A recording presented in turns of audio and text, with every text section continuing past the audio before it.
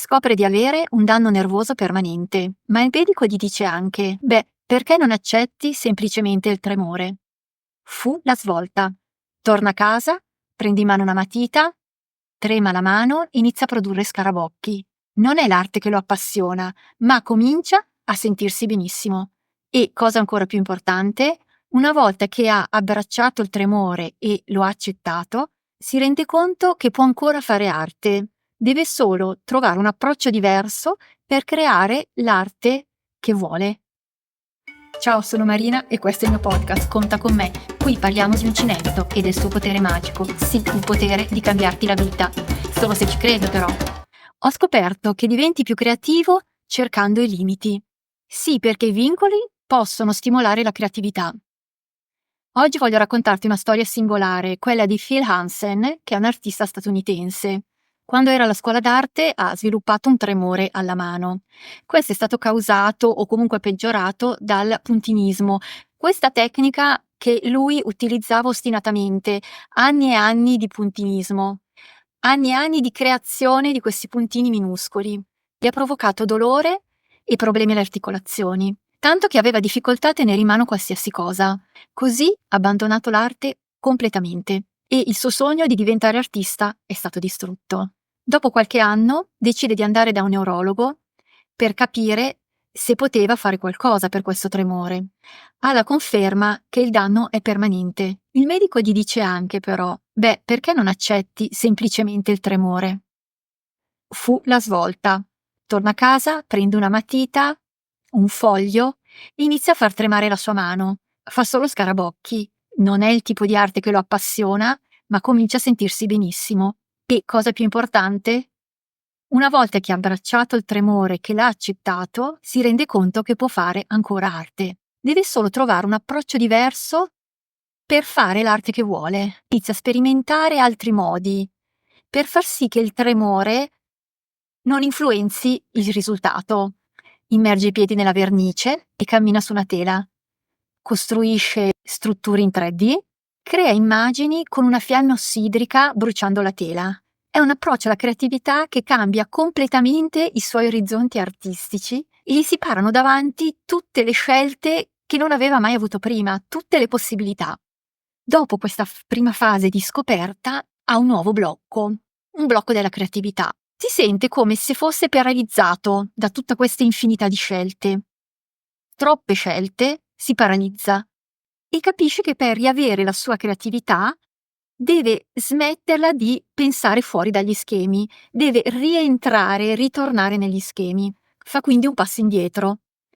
Si accorge che abbracciare una limitazione effettivamente guida la creatività e torna indietro al momento in cui aveva abbracciato il tremore. Secondo lui ci si deve limitare per diventare senza limiti e comincia a porsi diverse sfide, cioè si dà lui dei limiti. Se creassi un'opera con un solo dollaro di materiali, oppure se dipingessi anziché su una tela ma sul mio petto.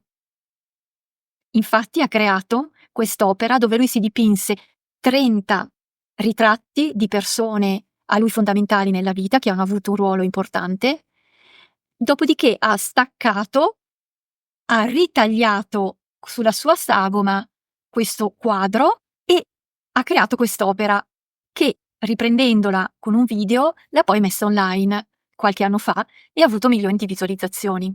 E se invece di dipingere con un pennello usasse solo colpi di karate?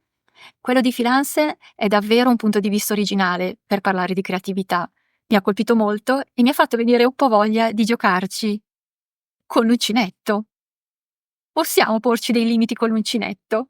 O meglio, del fare con quello che ho, quindi con i miei limiti, che possono essere la quantità limitata di gomitoli, colori limitati, tipologie di fibre limitate. E quindi ho cominciato a pensare: e se potessi realizzare un capo con un solo gomitolo, utilizzando un gomitolo, non uno di più e non uno di meno? E se cambiassi colore ogni 20 punti, con una sequenza ben determinata, indipendentemente dalle misure del capo e indipendentemente dalla tipologia del capo? Verrebbero fuori sicuramente diverse sfumature e combinazioni. Questo per ora È un puro esercizio mentale, ma per me molto divertente e stimolante. E tu, quali limiti ti vengono in mente? O quali limiti mi vuoi suggerire?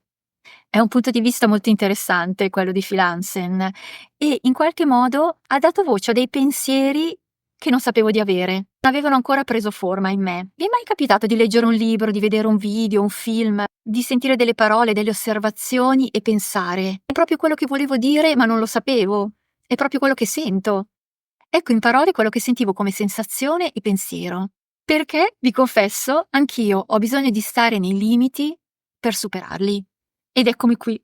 Dopo brevi escursioni fuori dalla mia zona di comfort, quest'estate ho lavorato nelle borse, ritorno nella mia zona di comfort. I miei 4 pilastri dell'uncinetto, che sono i miei adorati limiti.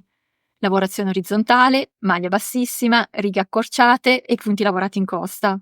Nella mia zona di comfort c'è anche la mia poltrona, nella tranquillità della mattina presto, e lavorare a uncinetto e l'ascolto di un audiolibro. Stavo ascoltando Caro figlio, L'orizzonte della notte, e una frase mi ha colpito davvero tanto. Il protagonista parla di pugilato e dice testualmente: la grammatica del pugilato è all'apparenza molto semplice. I colpi sono solo 4, a differenza delle altre arti marziali, per esempio. Il gancio, il jab, il diretto e il montante. Eppure con questi 4 colpi si possono creare infinite combinazioni, sfumature infinite, come i colori primari.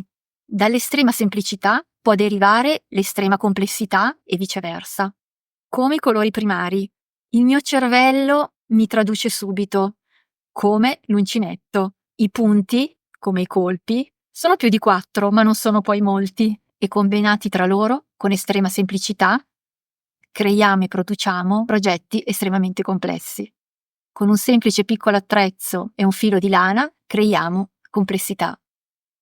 Vi lascio qui sotto il link dove parlo dei miei 4 incantesimi, i 4 colpi all'uncinetto, dove ne parlo in modo più approfondito e vi faccio vedere anche delle realizzazioni.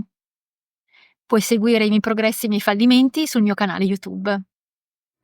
Musiche di Kevin MacLeod Dubacubado.